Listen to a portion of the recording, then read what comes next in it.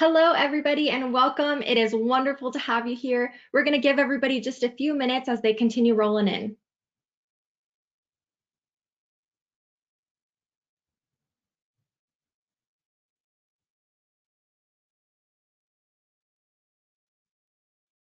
Hello again for those of you who have just joined us. We're just going to give everybody a little bit more time. In the meantime, go ahead and test out the chat functionality. Let us know where you're calling in from. We have people calling in from all around the world and would love to hear where you're coming from today. We'll just give it a couple more minutes.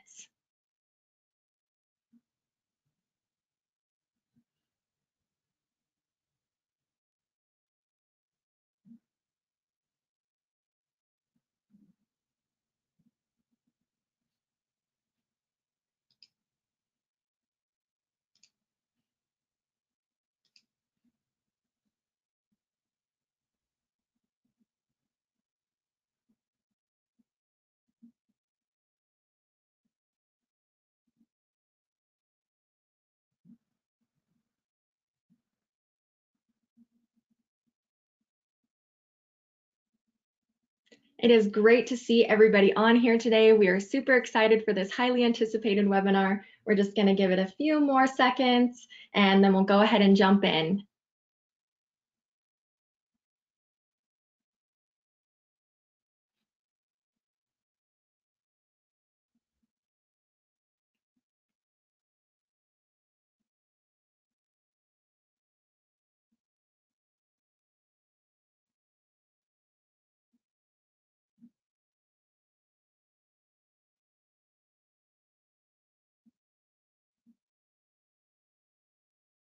All right. Well, hi, hello, and welcome to another podcast-style webinar episode of HR at the Table, where Ben Cornett at Verified First talks with HR and talent acquisition leaders from some of America's most notable companies about their roles at the executive table. But before we get going too fast, here are a few quick housekeeping items. Please note that you can pose any questions to today's interview by posting your questions in the chat section of GoToWebinar. We will address questions at the end of the webinar. Also, this webinar is being recorded and will be made available after. We are so excited for this highly anticipated webinar. Take it away, Ben. Thank you everyone, and hopefully you all can hear me okay in the chat. If you just put a thumbs up or a 1, that'll make sure you all can hear me. So again, hi, hello, welcome. I'm Ben Cornett, your host for today's interview. And before we jump right into discussing the intersection of HR technology and work, I'd like to thank Namely as one of our sponsors, along with Verified First as a sponsor of this webinar, for sponsoring this episode, of course, and of course this podcast series. Viewers and listeners, thank you for tuning in today. You know, I'm really excited that we get a chat about the intersection to HR technology and work with TrueBlue's HR director, Virgilio Cintron. We'll discuss how TrueBlue uses technology, including AI and data analytics, to transform the employee experience, which I think today is a little bit different than it was a year ago. So Virgilio, good afternoon. How are you doing? Good, how about you? Good to see you again. Yes, I'm really excited today to talk about technology and HR, two of my favorite subjects. Well, technology's changed for sure over the last year as we've experienced this thing everyone's calling COVID, and I'm sure that you guys we're gonna address some of that somewhat today. But before we get going, Virgilio, in 2020, Aptitude Research found that 68% of companies deemed finding and attracting quality talent as their #1 concern. While innovative technology, you know, it helps us solve many of the gaps between attracting and hiring talent, it's really interesting of how they really intersect to retain, engage, and optimize that talent, right? So to help us answer this question, you know, we really are excited to chat with you. Maybe you can give us a little bit high level about yourself and about TrueBlue. Yeah, absolutely. So TrueBlue is a talent solutions company. You know, our goal is to connect people and work. So we offer anything from, you know, day laborers who work to clean up construction sites, or even during COVID, helping, you know, first responders, all the way to full RPO services. So being able to outsource your entire recruiting function and help us kind of find the right talent for you. So we kind of operate in that staffing space. Myself, I am the director of technology or HR technology and analytics. So I really spend a lot of time in the space of thinking of how can we improve the employee experience and also make HR more efficient as a function. Yeah. And now you're located up in the rainy city of Seattle, Washington, I think. Is that right? I sure am, although it's sunny here today, so can't complain. Well, you sent the clouds here to our headquarters here in Boise, Idaho. So maybe that's a trade-off. Yeah, and it looks like you're still working from home. Is that going to be pretty standard for TrueBlue, you think, moving forward? You know, we have had a distributed workforce for quite some time. So some folks have worked remote for years. I myself, this is new to me. So this is 1 year anniversary of working remotely. And I think me and my team will probably stay that way. So definitely some adjustments to how we work. Yeah, it's really interesting because, we're going to talk a little bit about modernizing the employee experience today and, being able to use technology to now have a lot of us, a lot of our audience, they have remote workforces. I think, maybe you can, we talked a little bit about that a while ago, but maybe you can briefly describe what does it mean to modernize the employee experience? Yeah, I kind of start thinking first about our personal experiences right at home. So over the last decade, we've seen crazy technologies that have been developed. I love the example of Alexa sits on my kitchen table and it blinks green and reminds me every so often that I need to order cat food and if I want it to automatically reorder. And I say yes. And then a couple days later, it arrives at my doorstep and I don't even have to think about that. And that's the kind of experience that people are having at home. And then I go to work and I need a new laptop. And what does that experience look like? I have to put in a request somewhere. It needs to get approved by maybe another department in purchasing. My manager needs to get involved. Sometimes the tickets gets lost. You have to figure out how to do this, and all I want is a new computer, right? So I think Right. that's what modern the employee experience looks like. It's how do we make the similar technological advances that we've seen out in the marketplace, at least from the personal standpoint, translate to the employee experience at work. So how do we make it seamless and easy for people to do work? Oftentimes in processes and procedures that were built around me as an HR person getting my job done versus how you were going to interact with my department or how to make that easy for you. Mhm. I think it's really interesting, the idea of that employee experience and just the experience of how we do things on a day-to-day basis. I haven't really thought about that very much from a workspace, because work tends to still be work, right? And what are some of the things or examples maybe you can provide that you guys have used HR technology from a recruiting, staffing, employee engagement perspective that really helps, that experience for employees that you guys are bringing on board? Yeah, no, that's a good question. So I'll use our HRIS for example. So we installed a new HRIS system in 2019, and part of that installation was, how are we going to train people on this new platform? And that's always a nightmare, in my opinion, for HR, right? Because you're transferring everything to something new. It's going to be new look and feel. People are going to have to figure out, how do I clock in? How do I set up my direct deposits? How do I, as a manager, promote people or transfer people?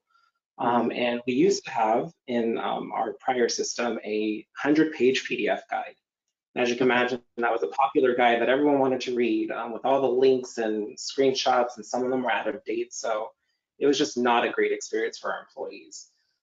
So we kind of stepped back and said, how could we make this a better experience? And part of that was us stepping back and thinking about, when do employees actually need to interact with that tool or platform? And you think about HRIS systems, no one really needs to interact that often with them. Most likely you're interacting, if you're an hourly employee, to do your time clock. That's probably your most high level of interaction for the most part for an HRIS system. So how do you develop training or whatnot to actually get to that user at the moment in time in which they need it?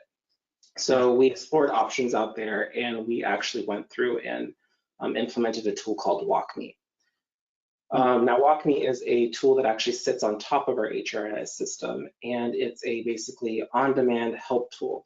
So whenever you want to change your direct deposit information, you simply type it in, direct deposit, click on the selection within that toolbar, and it actually tells you on the screen exactly what to click on and exactly what fields that you need to fill in. And that was just, revolutionary for our training efforts, because whether you're a new employee who just started that first day, you're an employee that's in year 5, it doesn't matter. At the moment in time when you need that tool, it is available to you right there, 24 hours a day, 7 days a week, without us having to maintain or update any guides, Yeah. which really seeing a lot of good adoption from our end users in terms of being able to train them to a system that, quite frankly, people don't have to use on a daily basis and oftentimes forget. Yeah. Yeah, I think it's really interesting. So a couple of years ago, I think it was probably about 2.5 years ago, I went to a HR tech conference, and one of the speakers, I don't remember exactly who it was, one of the speakers talked about kind of the transition of us being able to communicate to employees in the way they want to be communicated with, right? So for example, technologies like WalkMe that enables a chat conversation like feature, and technologies like communicating with your staff via SMS and some of those other capabilities were really top of mind back then. And I think a lot of organizations that I've seen over the last 2 years have started to adopt those technologies. Are you guys adopting other technology besides WalkMe, like SMS and some of those other tools? You know, we are being in staffing, right? We have a couple of different populations within our actual business operations. We are developing lots of technologies such as JobStack. So JobStack is a mobile app that we've developed that basically helps match employees and employers with their staffing needs. So an employer can actually go in and submit an order for a job that they need for the next day. So let's say it's 10 p.m. You're like, hey, I'm going to be short a person tomorrow. I need a person. You go ahead and put it in your job order. The job seeker is now in the same app, and they are able to then, oh, there's a shift available. I'm going to go ahead and connect myself with that shift. You know, maybe it's 11 or midnight when they see it, and they show up the next day, and they're able to get that shift and do the work. So it's really thinking about, where can you find those moments within the employee experience that you can connect folks at that moment in time. Whereas in our traditional branch network, right, if the branch closed by 7 p.m., you may not get that order till the next day, so then you probably just wouldn't have had that shift filled. So those are some examples of employees that we're using technology to really bridge that connection. Yeah. So if you take maybe just for a minute, Virgilio, and it's okay to say I don't know, if you take kind of the staffing world hat off for a minute and put on the CHRO, at a large corporation like, I don't know, Amazon or something that's super large, how does, those kind of technologies enable companies like that to just increase the employee satisfaction, their experience? What are your thoughts from like a CHRO perspective, if you will? Yeah, I mean, to me, I think it's competitive advantage at this point as we continue to see, talent is one of those pieces that is going to make or break your company, right? If you have the right people at the right time with the right skills, that's what's going to enable you to innovate and to grow your business. So when you think about how you engage talent, people want to work in places where it's easy to do work. Right? If I have to go to work and I have to be using fax machines, I have to print everything out, I have to scan it around, like I'm not spending most of my day doing administrative functions that people were doing in the 90s that today could be fully automated. So when I'm looking at jobs out there, when I'm comparing two jobs that maybe are paying similarly, right, they require the same amount of experience. And I know this company is doing innovative, fun things, and I'm actually going to get to do that stuff versus faxing people forms. Right. It's not a hard decision for me to say, hey, I'm going to pick company A because they're actually doing those things versus company B, which is still behind. Yeah. So we're going to go through a couple more questions here about that employee experience. So in that aptitude research study that I mentioned earlier, that study, this is a third party, completely anonymous of any of our companies, any of our sponsors, but they said that finding and attracting quality talent is a #1 concern. So 68% of participants in that study, and if I remember the study right, there was somewhere around, I want to say 1,500 participants in the study. So what are some ways that organizations, again, from that, I know staffing, we've got this technology just mentioned, for example, the app, but how do companies that are large, large organizations find and attract their talent, in a way that is seamless, in a world today where talent is more and more dispersed, right? It's not all in in companies in this new work from home, sure, their organization, they're in the office, but how do you find and attract the right talent? And is there some secret technology staffing agencies use that you can share? Yeah, no, I think a lot of it comes back down to data, right? And what are you collecting on folks, and then also understanding what your needs are from an organization perspective. When I think about jobs themselves now, I think we need to almost do away with the, hey, my job is this, and here's my job description, because that's so, in my opinion, limiting. We really need to think more about skills and competencies when it comes to evaluating talent.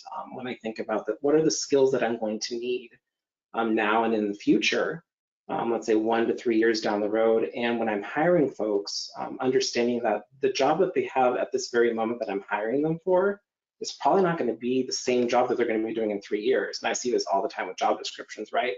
I'm like, oh, can you provide me the most updated job description you have? They're like, oh, here's one for 3 years ago, but I don't do anything that's on there, right? So I think, that's a very real reality that people's jobs evolve and change. So if you take the job out of it and you really think about skills, right, I can maybe start using people in a very, very much, I think the term that I've heard out there is the talent marketplace, right? I have a project here that was going to require these types of talent. How do you find those people even within your own workforce or as you're hiring that are going to have those skills that you need for these different projects? So, maybe I work on project A under leader B today, and then I work on project B under leader C, right? And it doesn't really matter what my hierarchy anymore. It more matters what are the skills and things that I'm bringing to the table that can bring different projects to fruition and help increase and accelerate business results. Yeah. So I think that's kind of where I look at that. And from a technology perspective, to your point earlier, I think the technology is there to help support those things, and it's gathering that data from our workforce and then being able to use, to be frank, AI or those other type of matching type of components to figure out who is those right people that we can be hiring for now and in the future. Yeah, I think that's really interesting, Virgilio. And I don't know if you've done this, maybe you went back and watched our January episode where I interviewed Elizabeth Varghese, who's the head of HR Global Reinvention at IBM.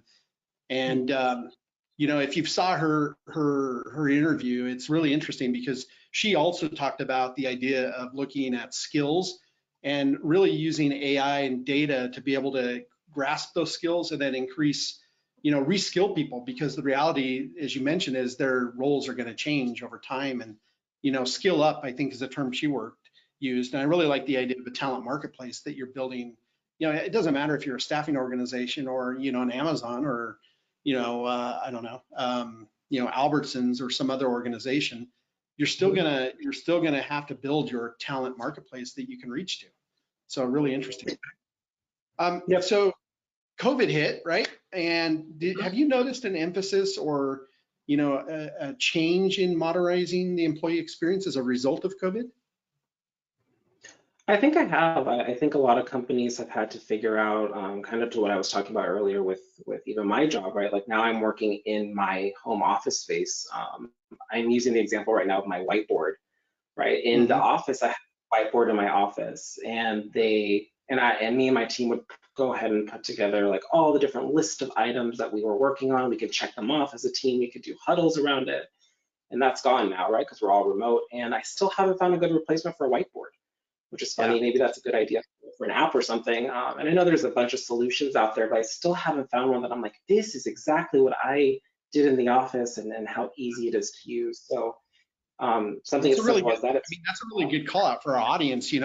If you guys have some magic whiteboard, solution, chat it up to us, share away, because we have the same experience. In fact, our team in marketing, we're coming back to the office only one time a week to meet around a whiteboard, and do our brainstorming. But the reality is we're going to stay remote outside of that. So it's really interesting to mention that. So if you're listening and you have some magical whiteboard, because I can't, Google Jam doesn't seem to work for me, and I don't know what other solutions you've used there, Virgilio, but it's been a challenge here too.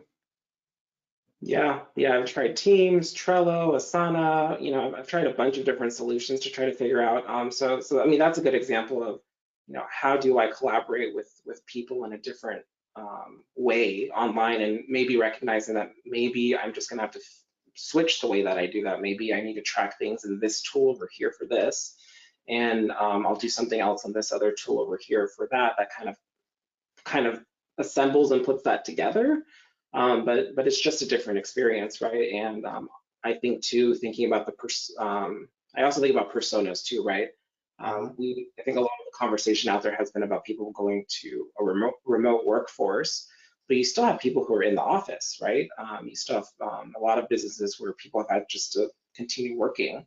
So I can't remodernize the employee experience for everyone as if they were remote workers, and then all the people who are still in the office now have challenges of their own that now they have to deal with because you've redesigned everything to only be remote only. So I think it's being cognizant of those things and building for the different employee populations you have. Yeah. Is there some lesson you've learned from your experience there at TrueBlue that you think is relevant to share with the audience of, something you've learned about going through that modernization? Because I think a lot of organizations were, planning for a digital transformation and planning for this modernization. All of a sudden, it was sudden, right? Anything you guys, like lessons learned that, good or bad maybe?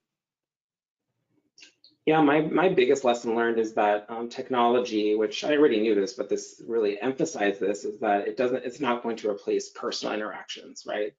I may have all this technology in the world, but if I log in in the morning and nobody says hi to me, and I go through my entire workday, and the only thing I've done is respond to emails and done my work and go home for the day, like that's just not very engaging.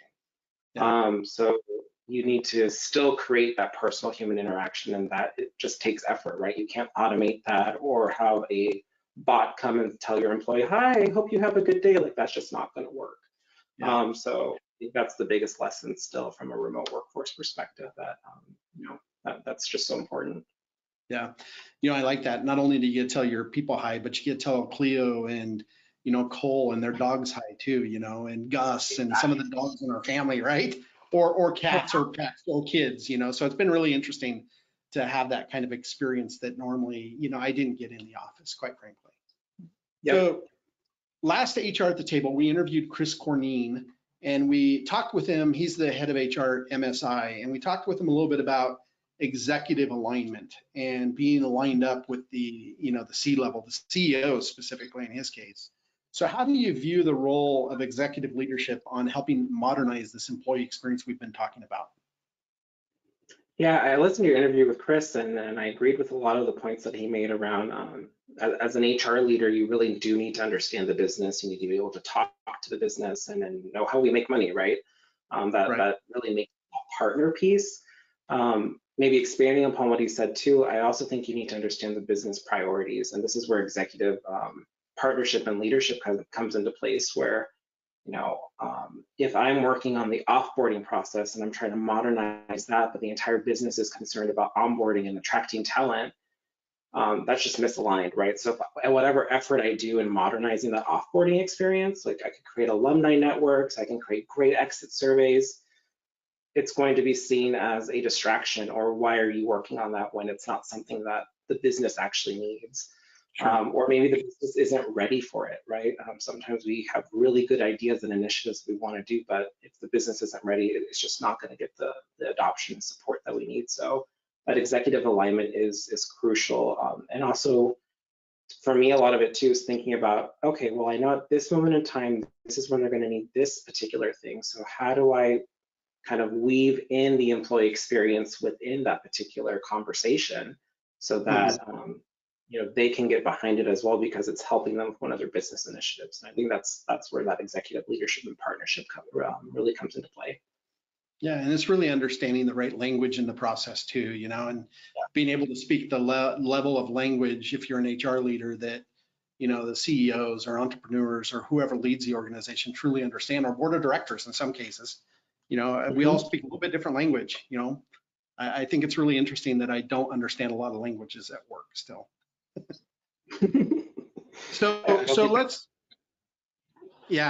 transition a little bit and talk a little bit about that intersection of technology and work. And I know we're going to bring up here, and I just want to call out, there's actually download and go to webinar, that they can download this journey map we're going to talk about in just a minute.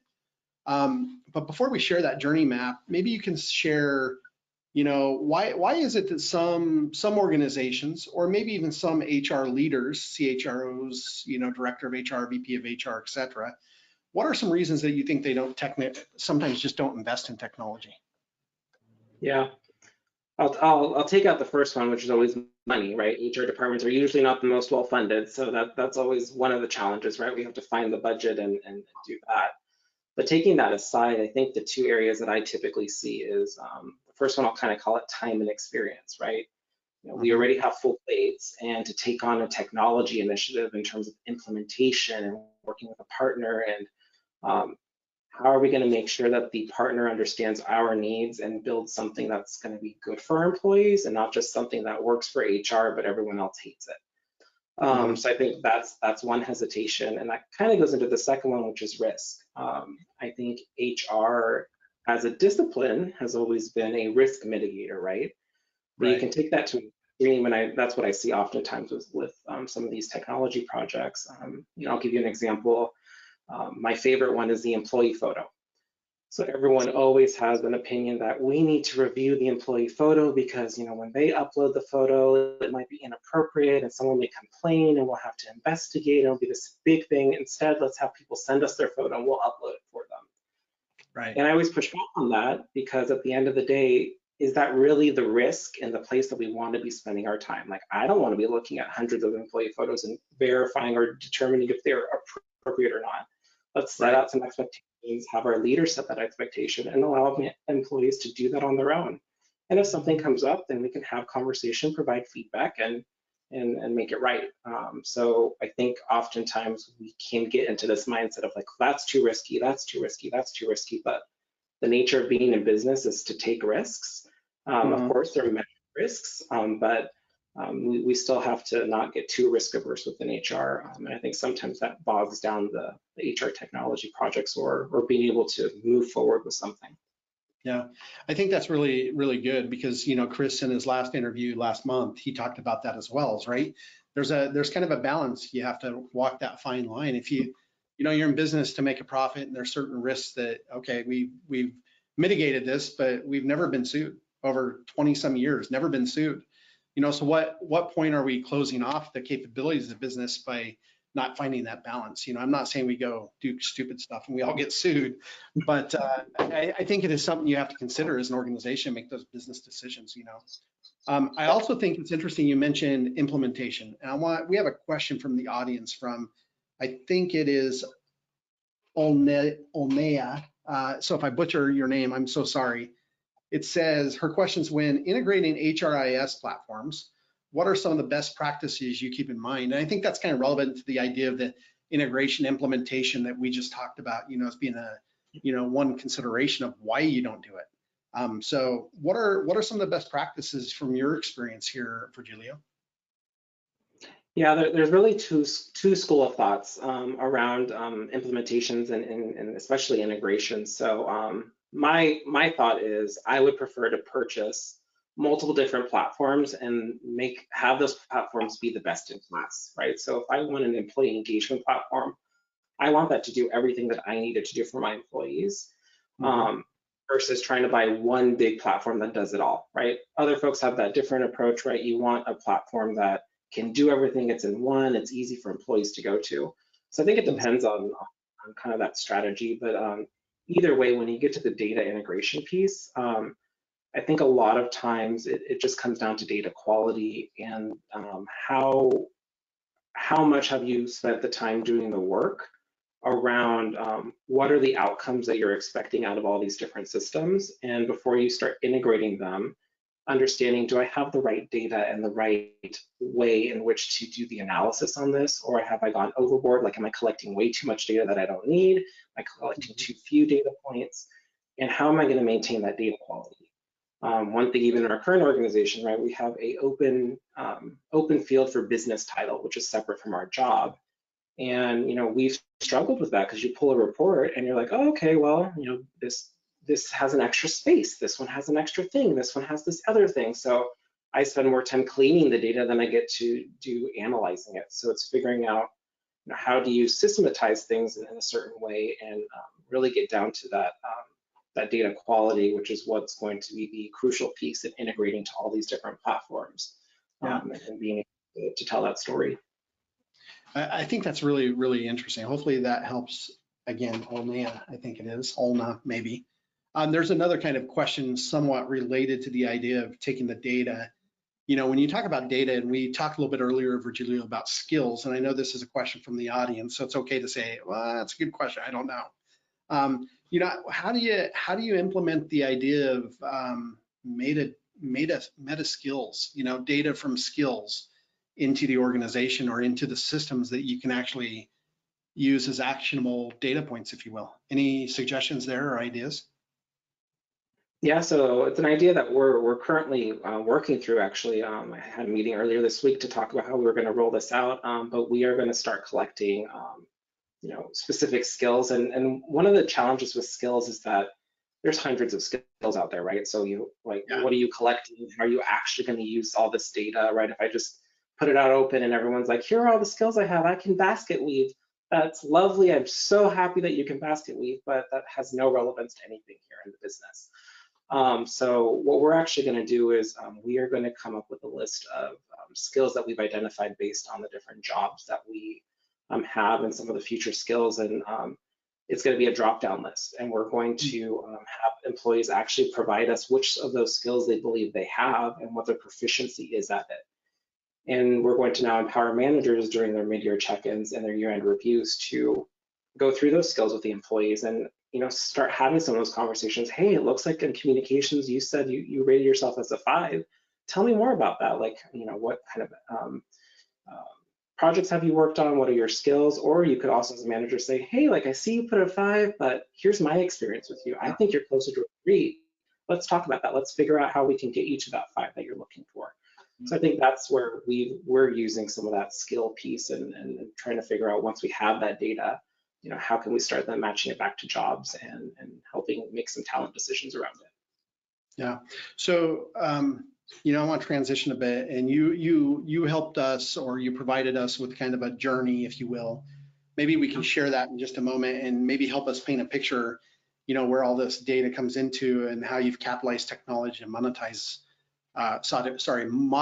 that employee experience. So I'm just going to pull that map up, and I just want to call out to our audience, you know, Virgilio was great, you know, very gracious to supply this for our audience. It is available as a PDF in the download, so maybe it's something, you know, you all can use as different processes and to identify maybe where you're weak. Do you want to walk us through this a little bit, Virgilio, and maybe with a mindset maybe in the back of your mind, you know, calling out where data really matters?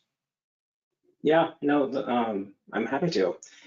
So one of the reasons I kind of went with this route is that I wanted an ability to both measure the data pieces. I want to get back to, and this is always a common question, how do I measure someone's happiness at work, right?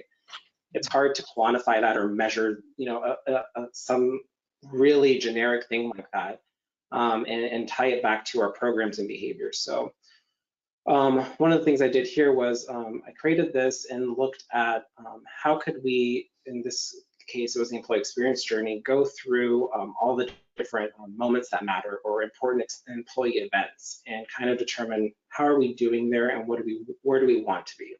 So I'm going to just focus on acquiring talent, because this will kind of give us a good feeling of what it is. But you start with the desired emotional state. You start with the desired emotional state, and I actually fill this out with leaders, so it's usually blank when we start, and we'll fill this out with leaders and start talking. Yeah, so we're talking about the middle row there, right? Yeah, just so people middle row there, right? Okay, cool. Yep. Desired emotional state. Sorry to interrupt you. No, it's fine.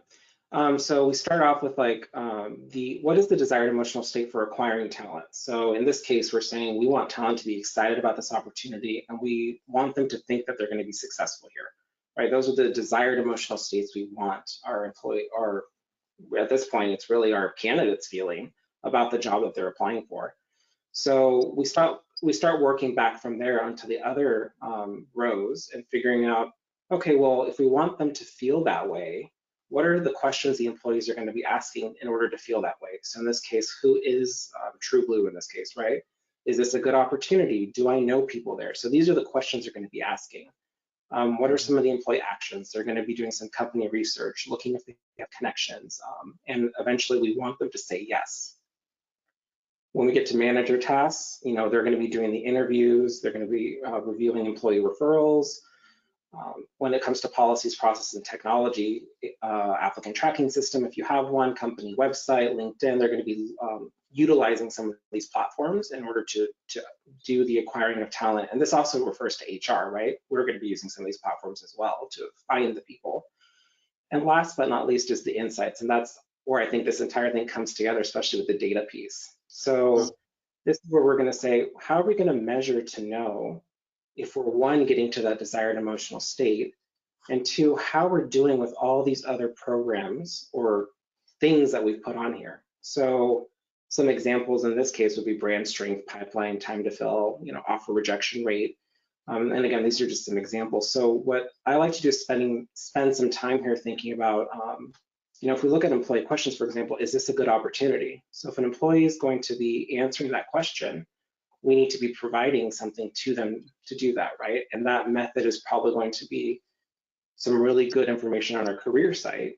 So that means our career site, we need to have one. So is it listed in the policies technology, yes or no? If we don't have one, then we should build one. But let's say we build one, we get some stuff out there. Now, back to the insights piece, we have to measure if our candidates are actually feeling that way. So how are we going to do that? So it kind of starts putting that full round circle of not just implementing technology or programs for the sake of doing so, but building in measurements of how we're going to measure to know how well we're doing with that program or service and how well it's doing to get us to our desired emotional state. And if it's not, then maybe that's the wrong approach and we need to stop doing that and do something else. Yeah, that's really interesting. And then of course, the journey goes across, from that to helping people grow, right? Like I can imagine, at least my experience where I'm at Verified First, I feel like I belong, right? I think Verified First cares about me as a person. So those things come to me real personal, right? Like my birthday's coming up next Tuesday and I got a birthday card in the mail yesterday. So, it's like little things like that really, really matter. And, I think some of that is really the managers thinking about, our own well-being, celebrating wins when we win and losses when we lost, figuring it out. And, those are really important. So I think this journey is really helpful. Is there, if you were to say, this is the one thing or one column I like the most, what's your favorite that you get most passionate about? That's interesting. I would say grow, enroll, and transitions is probably my favorite. I think that's the one where you really have some great opportunities to, I guess, again, develop and engage talent. Even for me, from a manager perspective, a lot of these things, even for myself, give me good reminders. Like celebrating wins, for example, I sometimes am quick to get to the next thing that we're going to be doing. Whereas, like, this is always a good reminder for me. Like, oh no, I should celebrate this win a lot with my team because we accomplished this great thing and let's do it. But I think what this provides, especially if you're doing it with leaders, is you start understanding where their priorities lie, right? I may have this map and these are the things that I want, but I may realize that the business isn't ready to put together let's look at offboarding, a alumni network, right? For, that may not be something that they're ready to do, or we don't have the capacity to support. So that might be on my future roadmap for 3 years down the road, but at least as I'm working with the business on this, we are aligning and determining what the programs and things that they're willing to do as well. Because some of these things will not work if, manager tasks, managers have to be involved in some of these things. So if they're not willing to give ongoing feedback, then we shouldn't put that part of our plan, at least at the current moment. Hopefully that's not something people are unwilling to do, that particular one, but Yeah, you never know. People are people, right? Exactly. Yeah, it's really interesting. So when you think about, the conversation we had just a little bit ago about measuring, taking the data and using it to measure, ROI, if you will. Again, Aptitude Research called out in their recent survey, in 2020, this was December 2020, so just a few months ago, that I want to I don't remember the percentage exactly from my mind, but it was a pretty significant percent of organizations that struggle in really connecting ROI. And we talked about that a little bit with Chris Corneen. So in the rows here, it's really the insights is where the ROI or the business value hits the road, right? So what are some things that you think, like TrueBlue, and you don't have to answer this, but what are some things you think that you guys do really well, and what are some things you think in that insights row that we have opportunity for improvement? And that, I imagine at least our organization, there's opportunity for improvement everywhere, always, but that's the easy answer. Mm-hmm. Yeah, I mean, I think we are constantly evolving and reviewing our programs consistently. Recently we put together we rolled out an entire global mentorship program where one of our brands was doing that, but we hadn't done it across the company. So we were able to expand that program across the globe, which is great to get folks developed and learning new things. So I think we're consistently growing in that space. I will say, I think we do that growing and roll in transitions pretty well, right? We have several examples of folks who have really grown up from the company. Some folks are in senior leadership roles and they start at the front lines, right? So that's definitely something that we truly value and want folks to grow and have opportunities there. I would say onboarding is probably an area that we are always struggling with, and I'll say I don't think that's different for most companies, right? Getting onboarding is one of those employee experiences that is tough, and I think it's also difficult because it's not just HR, right? It's that combination between HR, IT, finance, facilities, right? And how do you coordinate that entire effort where once someone gets hired, that they have a laptop on day one, they have credentials on day one, they have access to the software they need, they have the ability to get paid correctly, and all of that is this orchestration that, if your systems are very siloed or your teams are siloed, you get a lot of finger pointing, right? So I think we've done a lot of efforts around onboarding.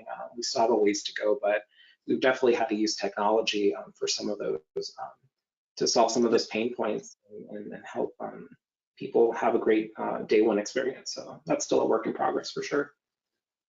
Yeah, I think it is for a lot of organizations, as you mentioned, even for us here at Verified First, it's a work in progress. I think the onboarding experience that I had compared to, it's almost 3 years ago compared to today is quite a bit different. It's evolved, and I think in a lot of good ways. So, the good thing is, we're human and we always learn, we always get better. You're an expert for one moment and then something else comes out. It's just natural, right? So, exactly. I think it's interesting, and I want to transition maybe to a poll question for our audience, just really quick here. So I'm going to pull this up on the screen and let everyone think about this question. Then I'm going to pop a poll on the screen here. So the question is, what areas of technology are you looking to replace within the next 6 months? And I'm going to start the poll, and we're going to go ahead and launch this question to everyone in our audience. So that should pop up on your screen really quick. Virgilio, tell me if that shows up for you as well. Yep, it did. Okay, cool. So we'll just give everyone a few seconds here to answer. And, the whole idea of technology is just a means to an end. But the reality is a lot of organizations during COVID started thinking about, do I have the right technology in place? What do I have the right tech stack when it comes to the HR or the CHR role, right? Or talent acquisition role. And any technologies you all at TrueBlue are looking to invest in? Just curious, Virgilio, over the next 6 months or next year? Yeah, I'll say that we made a major investment in 2019, 2020 around our Oracle platform. So that's our HR system that we're currently using. And we did everything from ATS. We moved our learning platforms in there. So I think we can truly say, other than our engagement survey, which is run by a third party, that most of our HR technology, in the traditional sense of an HRIS, or where we do employee things like that, lives within that one platform, which is also integrated with finance. So, I don't have to integrate, put something here and then pay payroll separately, or financials are in a different place. So that's been a huge win for us in having everything in one platform. Yeah, definitely integration is really important. We've seen that in the survey results as well. Let me just close this poll. Maybe we share the results on the screen here. I think these are going to pop up in a minute. And thank you for everyone that participated. So it's kind of interesting. You know, we see, so this is the third HR at the Table series. And really, this series is about giving HR leaders a space on the table. I think what COVID has done is created, you know, now HR is essential from a safety perspective to keep employees healthy. And now they have a little bit different voice than they might have had a year ago. And so I think some leaders are starting to think about different technology different. So we're kind of seeing these trends of looking at ATS or HRIS or HCM platforms. It's interesting, this is probably the highest trend I've seen in CRM platforms. Background screening obviously is everyone's looking to streamline, reduce turnaround time, or get clear estimates of what turnaround times are. Any surprises on this, Virgilio, just from your years of experience in the space? No, not really. I mean, CRM is surprising to see that at 29%, but I think, you know, sales funnels, at least right now, are very important, right? You're trying to figure out how you can keep engaging with your customers, right? Because, you know, folks maybe aren't buying or selling right now from a revenue perspective, but you want to keep them in the pipeline and then keep those contacts warm and know when and, you know, how you're contacting them and what that looks like. So I can see why folks would want to be doing that in a better way. To keep the potential revenue alive in the next couple of 6 months to a year or so. So yeah, that doesn't surprise me on that front as much. I will say from an ATS perspective, one thing that folks should continue considering though is as you think about any of those purchases for ATS, you probably will end up with bolt-ons over time with different, you know, AI-enabled technologies and those kind of pieces that will help you get candidates in very different ways. So it's an interesting thing to think about ATS in the traditional sense where, you know, you may get the system that does all this recruiting for you, but you know, sourcing and all those other pieces don't usually happen well in just one ATS system that you have. So it might be more of an ecosystem of how you get and source candidates, and then how do you integrate that across to an ATS? So making sure that an ATS vendor that you are looking at, you know, has that capability, is looking forward at that future potential of being able to integrate with other partners. As again, in my scenario, best in class, right? If this partner over here can really source good candidates and get it done right and can use AI and has all that capability, how can it just integrate back into my ATS system so I don't have to change everything as those new technologies come up? Yeah, integration is definitely key. So, and I think it's key to our next kind of little talk track as we wrap up here in the next 15 minutes or so. Bottom line impact, right? So the question I think everyone wants to know is, you know, how does HR technology have the power to make or break success of a company like TrueBlue or any other company? I think it's twofold. One is just the time savings, right? You know, we are operating environments where, you know, time, we always have been, time is money, but even more so now, right? And what I always think about is, especially with HR professionals, if I'm spending time, you know, faxing forms, doing things very manually, that's time that I'm not spending engaging with an employee in whatever that may look like, right? It may be me walking them through how to take a leave of absence when they're having their first child. It could be walking a manager through how to have a difficult conversation or how to help develop someone.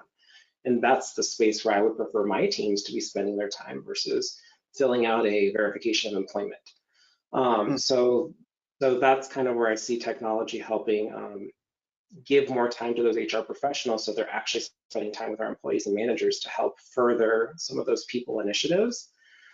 So yeah, that's kind of where I see that.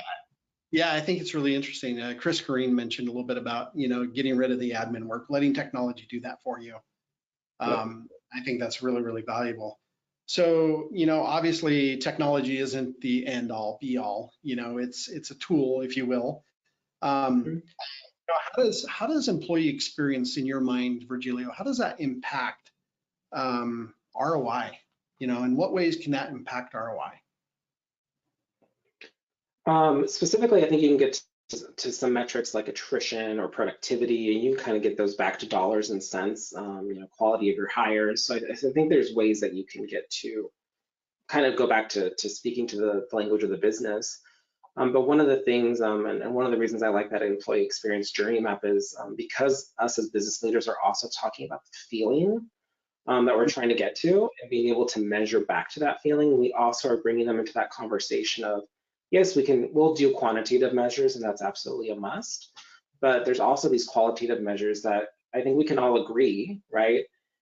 Having someone feel like they belong here is going to probably keep them here longer than if they feel like they don't belong here, right? So I think those are some simple conversations just from a human interaction perspective that we can talk, hey, if we can even keep tenure for another 6 months or a year, what would that do to our organization, right? Or if we can keep people even longer than that and lower attrition, what can that do? So it's really helping come up with what are those root causes of why people leave. And oftentimes, right, it's going to be things that are not, they didn't leave because of X, Y, Z. That's all, quantitative measures. It's those qualitative, those people, those feeling pieces of why people decide to take jobs or leave jobs or move on to different opportunities. So, yeah. So maybe just a little bit further on that question. When I think about like employee experience and ROI, I think about the excitement that I have, right, to come and work, and the excitement of the things I get to do when I'm at work. And I think one thing stands out probably the most in my whole almost 30 years of career. I am older than I look. Botox does good, right? Anyway, I think it's really interesting over the last 30 years of my career. The one thing that stood out the most to me in everything, I had an experience where I fell down some stairs and broke my right femur and my right elbow. And the one thing that I remember is my boss at the time, our CEO of the company, showed up at the hospital, and I was at a hospital out of state. I was visiting a Labor Day weekend, and I just remember that experience, that they cared enough to make a trip. And sure, it's only a 4-hour drive, but they cared enough to come see me and make sure I was okay, and to let me know that we're going to work through the issues together. And it really was surprising. That was touching to me, and that experience made me want to do so much more for the company. I think, as people have good experiences, whatever they might be, a birthday card or whatever it is, I think it really does impact the ROI from just the fact that they're talking good about you in the community, and they're, those qualitative things that you just talked about, right? Is, they come to work and they're cheery and happy and fun. And, I think that's definitely right on point. And that's sometimes hard ROI to measure, right? it is. Yep. And I think that's why it's really involving business leaders in these conversations. And again, not to over explain that model or really use that model too much, but it's one of the ways that we get to still get the touchy-feely things of HR embedded into the more tactical. Hey, yeah, our attrition needs to go down because the more that we lose people, the more money it's costing us to retrain. So yeah. Well, let's put on our magic glasses or crystal ball or whatever it is we call this as we look forward into the rest of 2021, and believe it or not, 2022 coming. It's dang near the end of March already. Q1's almost over. So what is, I don't know if you've been involved with the HR department without technology. Have you? Like company best? Yeah. What are the differences in your experience from those two? And if you would, looking forward, why would you never go back to not having technology? It's just a lot of work, and it's not work that's meaningful, right? And when I say not meaningful, right, I'm sure it's meaningful in terms of like it's getting something done, but it's not meaningful to me in terms of like it's hard for me to see the impact of the difference, right? By the time you've processed, what was it? We used to have employee status change forms. When you have a stack this big of employee status change forms and you're spent probably 4 hours going through them, correcting them, having to call people, put things into inner office envelopes, send them back, like that's just not enjoyable work. It's not value add. It's not meaningful to me. It's not helping me develop the next part of my career, right? And especially now where technology can do that for you. And people know that, right? And again, I think this goes back to that initial example I was talking about, Alexa, right? People see technology working in incredible ways in our personal lives. And then you go to work and you're like, what is this? Like, why am I still using a fax machine?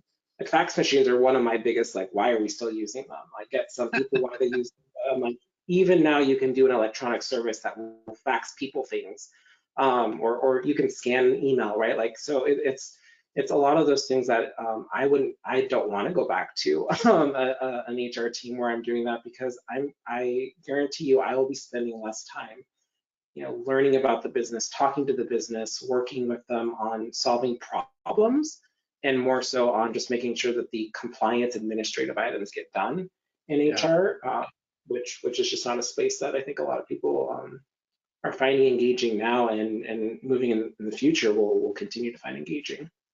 Yeah, that's awesome.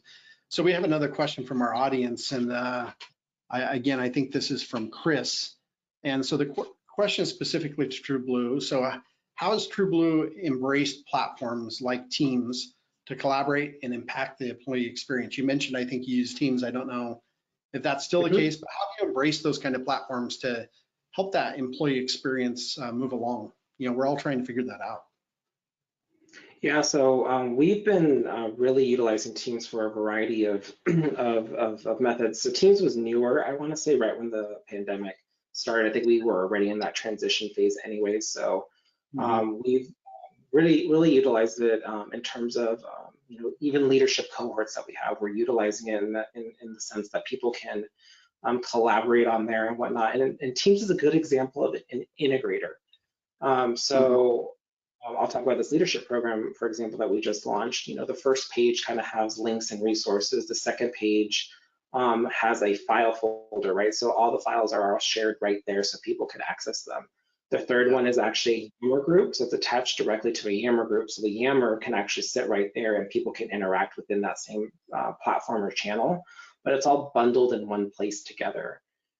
So I think that's the power of Teams, that it integrates all these different platforms. I've seen it can do Trello, Asana, and whatnot. So when I think about the employee experience, and I've been talking with this a lot with the rest of my IT, finance, and legal leadership, as we think about ServiceNow, we have that as a platform. That how do we integrate Teams into that mix? Some cool technology and things that they're coming out with is that you can actually search the knowledge that you have in ServiceNow through Teams. So again, if customers, in my case, all my employees are going to Teams and utilizing all these features, how do I have them be able to also search different pieces right from within Teams, never having to leave? So it's how do you create that one-stop shop for employees? So that's some of the ways that we're using Teams to really integrate and not have employees have to go to 7 different places to find information. Yeah. It's interesting, Virgilio, you mentioned that. So the same person, Chris, actually mentioned, we asked about whiteboard platforms. He mentioned that there are several applications within Microsoft Teams. And I think that's really, really interesting. So maybe we need to connect up with Chris and figure that out together. So anyway, well, I know we're coming up on our last 3 minutes. The magic ball question, or the crystal ball question, if you will. What are your predictions what employee experience is going to look like a year from now? That one's a hard one. I am right now equating to the talent piece, right? I think as things stabilize, as more vaccination rates go up, and we see less of a likelihood that places are going to start closing down again, I believe that people will now have choices in terms of where they can go. And I think there's enough of a talent shortages, depending on, of course, what industry you're in. But technology, I'll use that one as an example, right? There's already a talent shortage there, but as people feel more comfortable, they will go to other employers and be willing to do that. And I think some of that differentiating factors is going to be during this period where I had to work remotely or had to change these things. How was my employer able to adapt, or how easy was it to do work here? And if you've transitioned to a work from home situation and I have problems all day long connecting to the VPN, I can't use the tools that I need, it's difficult to do my work, why am I going to continue staying in that environment even if we go back to an office environment? Or maybe I don't want to go back to the office, and some folks are saying, nope, we're not going to do a hybrid approach, you have to come back. Where many employers are deciding, no, you can actually stay at home. So I think you're going to see companies that aren't able to adjust as quickly maybe lose out on some talent opportunities that they may have had. So I think that's why thinking about what your employee experience now is going to look like in 6 to 12 months, and doing some planning will do some good. And are there any pain points or quick wins you can have you can implement now that will smooth out some of those experiences and make it easier for your talent to want to stay? Yeah, I wished I could say that that's not the first time I heard the idea of, employees now, talent now have more choices than ever as a result of dispersion. We hear that multiple times, multiple avenues. So it's interesting you mentioned that as well. Well, Virgilio, I know we're upon our time, and I want to definitely respect your time. If you want to reach out, here's your contact information. Also, for our guests that are watching today's webinar, we thank you for your time. The interesting thing with that little QR code, if you want to take your phone and scan it, and Virgilio, you can do it too. It's really easy. You just open up your camera, you hold it up this screen, and it's going to open up the 2021 Talent Acquisition Tech Buyer's Guide. This is a 50+ page guide that really guides everyone through, how to work those things like calculating ROI and calculating value and understanding, the ability to make good decisions when it comes to, maybe it's an onboarding platform. We talk about that. Maybe it's a CRM. That guide mentions that. Again, this is a TA Tech Buyer's Guide 2021, sponsored by Verified First, but it's actually written and researched by an industry analyst, one of the leaders in our industry. So take a moment and scan that guide. Virgilio, I'm grateful for your time. And certainly, for those of you that want to reach out, they can hit you by email. Maybe Chris can ping you and share some insights on Whiteboard, right? Sounds like maybe that figured out. And of course, we're grateful for our sponsor, namely for today's webinar. So I just want to, again, thank you, Virgilio. Any last final comments before we let everyone go? No, thanks for hosting this session. I think these are important conversations, and I'm glad you're having them. Yeah, and we hope everyone keeps safe, wash your hands, do your thing, and let's keep this COVID away from our country. So anyway, see you everyone. Thanks for tuning in today's episode, and stay tuned for April's episode coming up really close around the corner with Prestige Care. We'll talk to everyone soon, and thank you.